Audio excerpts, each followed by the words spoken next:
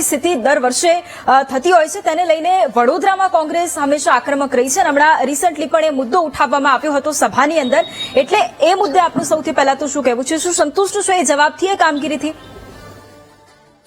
વૈભવી સૌપ્રથમ તો હું વીટીવીના માધ્યમ દ્વારા ભારતીય જનતા પાર્ટીના ભ્રષ્ટ શાસકો અને વડોદરા મ્યુનિસિપલ કોર્પોરેશનના પાપે બનેલા જે ખાડાવાળા રોડ છે એમાં એક 39 વર્ષના રિક્ષા ડ્રાઈવરનું યુવાનનું અમૃત્યુ થઈ ગયું એના માટે ભારતીય રાષ્ટ્રીય કોંગ્રેસ તરફથી એમને શ્રદ્ધાંજલિ પાઠવું છું સાથે સાથે હું સ્પષ્ટ તમે બતાવ્યું અરુણ બાબુનું સ્ટેટમેન્ટ જે વડોદરાના મ્યુનિસિપલ કમિશનર છે એમના આખા સ્ટેટમેન્ટમાં તમે જો કે લોંગ ટર્મ 2 થી 3 વર્ષ ભવિષ્ય ભગવાન આવા શબ્દો તમને વધારે સાંભળવા મળ્યા સાયન્ટિફિક રીતે એમને કામગીરી કરી એના કરતા આવા શબ્દો તમને વધારે સાંભળવા મળ્યા એ જ સાબિત કરે છે કે 30 વર્ષમાં ભારતીય જનતા પાર્ટીનું શાસન વિશ્વામિત્રીના પૂરમાંથી વડોદરા શહેરને વારંવાર બચાવવા માટે નિષ્ફળ નીવડ્યું છે આગળ વધુ તમે વડોદરા શહેરનું દુર્ભાગ્યપૂર્ણ નસીબ તો જુઓ કે વડોદરા શહેરને એવા મેયર મળ્યા એવા જ્ઞાની મેયર મળ્યા કે જેમને પત્રકારો પૂછે છે કે બેન વિશ્વામિત્રીમાં 2025માં પૂર આવશે કે નહીં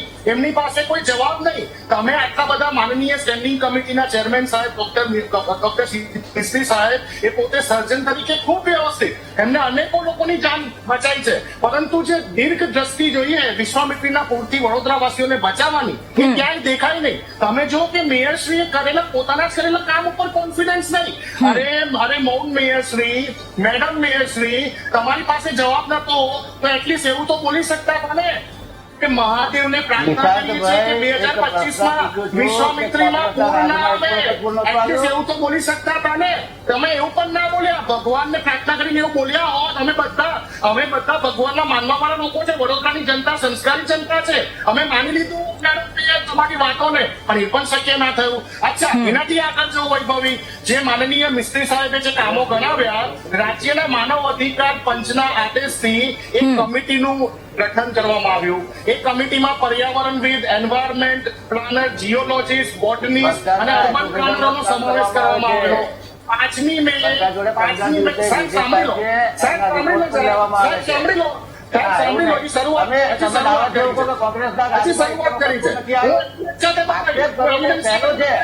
અત્યારે 30 વર્ષથી કોંગ્રેસ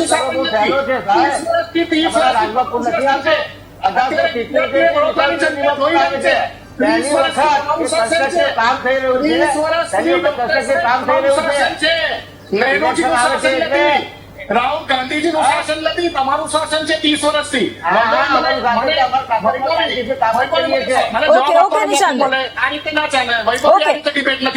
શીતલજી પ્લીઝ આપણે નિશાંતભાઈને એક વખત સાંભળી લઈએ એના પછી હું તમારું રિએક્શન લઈશ એમણે જે વાત કરી છે રાજ્યના માનવ અધિકાર પંચની આદેશથી જે કમિટી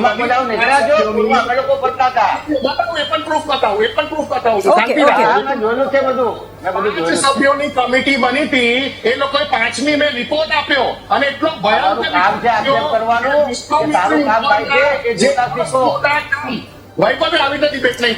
શીતલજી પ્લીઝ આપણે નિશાંતભાઈને સાંભળી લઈએ એના પછી જો કંઈક તમને લાગે તો હું તમને પૂછીશ સવાલ ત્યારે તમે જવાબ આપશો પ્લીઝ અત્યારે અમને સાંભળી લઈએ વૈભવી આ જે કમિટીનો રિપોર્ટ આવ્યો 5મી મે હમણાં હાલમાં 2 મહિના પહેલા એમાં સ્પષ્ટ જણાવેલું છે નેગેટિવ રિપોર્ટ છે એમાં એવું કહેવામાં આવ્યું છે કે નેશનલ હાઈવે ઓથોરિટી અંતર્ગત જે